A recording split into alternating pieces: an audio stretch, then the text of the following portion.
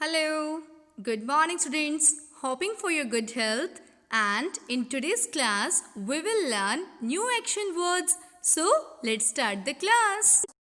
First action word is look. Look at this bicycle. Look at that chair.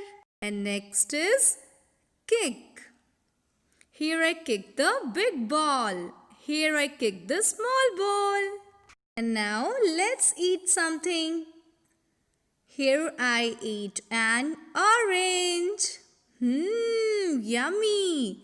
And here I eat the carrot. Here is comb. Comb your hair twice a day. And now let's learn how to mix. And here I have few alphabets for you. And in the second box, I have few numbers.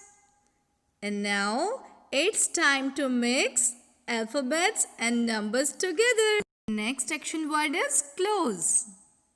Let's close the eyes and close your book.